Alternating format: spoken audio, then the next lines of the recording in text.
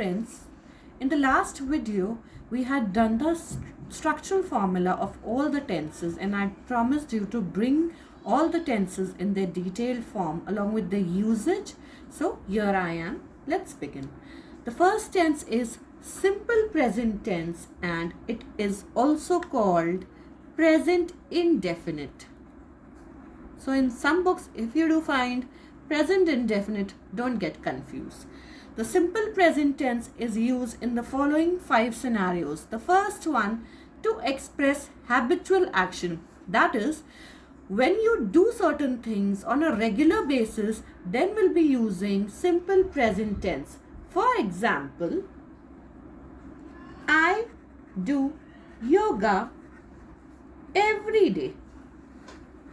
So that is a sort of a habit for me. Or for that matter, she goes to school every day. Why I'm using a do here and a does here or a goes here, I'll be explaining this in the later part of the video. The second scenario is to express general truths of fact. That is, the earth revolves around the sun. So this is a general fact that no one can deny. So for all the general facts or truths, we'll always be using simple present tense. The third situation is quite a tricky one. Here, simple present tense is also used for a future event which is part of a fixed plan. You must have noticed in the newspaper sometimes, the headline says, the Prime Minister visits UK next week. And you must have wondered that it should be in the future tense.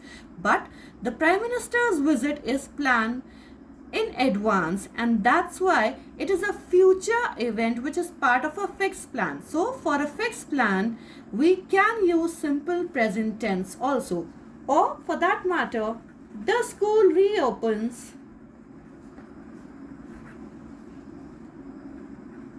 on the 1st of July. So this is part of a fixed plan. Therefore, we can use simple present tense. Then the fourth one, we can also use simple present tense to introduce quotations with the verb says. Like for example, Keats, John Keats says, a thing of beauty is a joy forever. So here, whenever you are saying this says, always we'll be using simple present tense. The fifth situation is when in exclamatory sentences, we begin the sentence with a here or a there, we'll always be using the simple present tense. Like, here comes the bride. Or for that matter, there goes my cap. So here we are using this in exclamatory sentences. We're beginning our sentence with a here and a there, and therefore simple present tense. To understand any tense, we have to apply these tenses into basically 3 types of sentences. The first one is affirmative sentences or positive sentences. Positive sentences. The second one is of course the negative sentences that deal with a no or a not. And the third one is interrogative sentences where we intend to ask questions. So let's see the set of rules. For affirmative or a positive sentence, if it is a noun, in case of a noun, if we have a singular subject,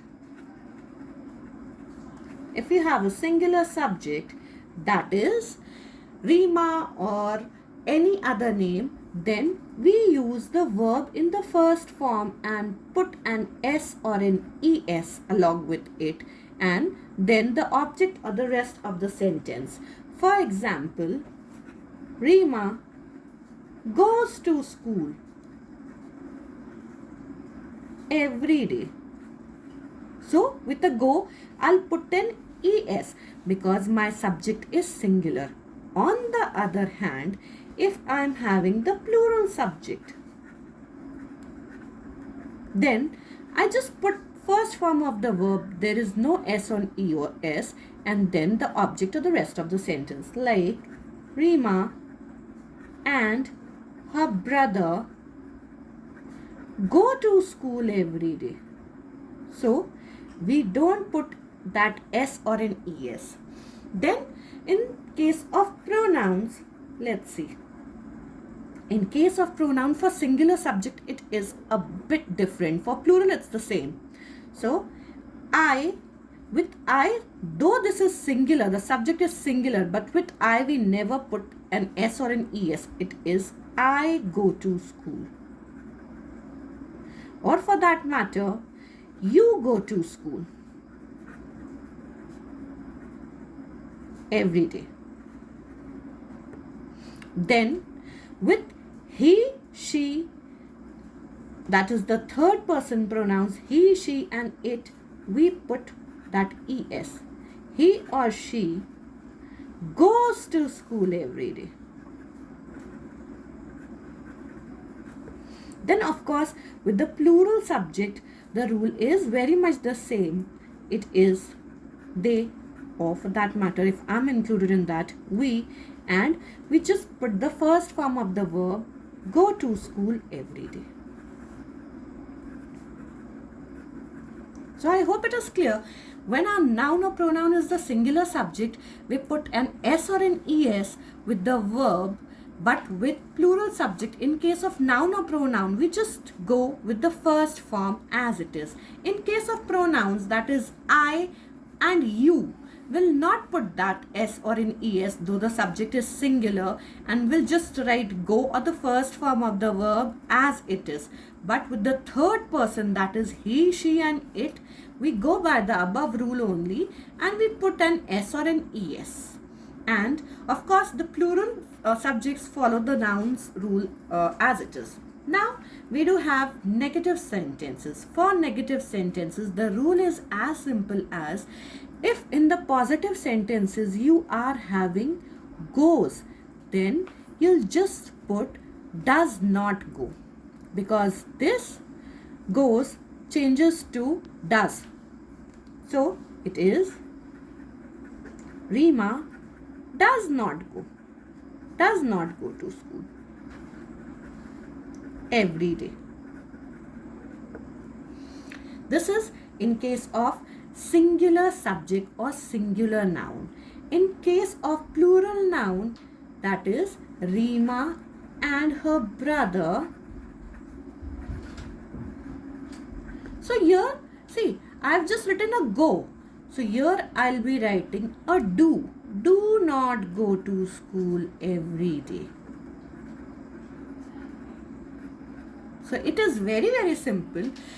The thing wherein you are going to write a goes, for changing it into negative, that ES will go with the do and make it does. And we've just put a not. And of course, this ES has gone to do, so our verb will be back in the first form only. Verb जो है हमारा वापस first form में आ जाएगा. क्यों? क्योंकि आपके do ने जो ये ES है वो ट्रांसफर कर लिया है अपने ऊपर. ठीक है? Now for plural, it is I go to school and there is no ES. ES नहीं है, तो हम क्या करेंगे? I do not go to school. I do not go to school. Or for that matter, you do not go to school every day. जहाँ पे हमें verb में एस ई एस नहीं आता, वहाँ पे हम नेगेटिव में डू नॉट यूज करते हैं. जहाँ हमें वर्ब में ई एस या एस आता है, वहाँ पे हम डज नॉट यूज करते हैं.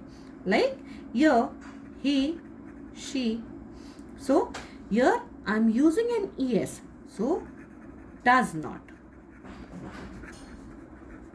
Does not go to school every day. And for they and we, it is just a go. So we'll be saying they or we do not go to school. Do not go to school every day. I hope It's quite clear by now. Now for interrogative sentences, it is very easy. For interrogative sentences, the main frame is we use a do or a does in the starting, since we are going to ask a question, and then what we are going to do is put the subject, the verb in the first form, and the rest of the sentence with, of course, a question mark. So where in the negative we are going to use does, we'll put that does here in the forefront. Or for that matter, if it is positive sentence also and you're not sure कि does लगाना है या do लगाना है, just see कि अगर goes है तो आप does लगाएंगे. So does Reema go to school? और does आ गया है तो वापस go आ जाएगा. Does Reema go to school every day?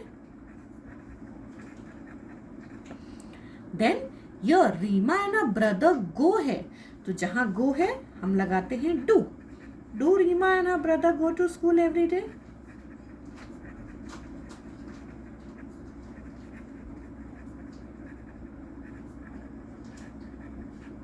Now I के साथ हमने गो लगाया था, तो हम क्या लगाएंगे? Yes, do.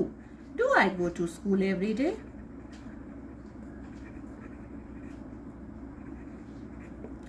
Now, with you also, you'll be putting, do you go to school every day? And with they and we, it is, do they or do we go to school every day? So, this is our simple present tense. I hope all the rules in the affirmative, negative and interrogative are quite clear to you. If there is anything that you're not able to understand, just let me know in the comment section, and do like and subscribe the video. Thank you so much. Bye-bye.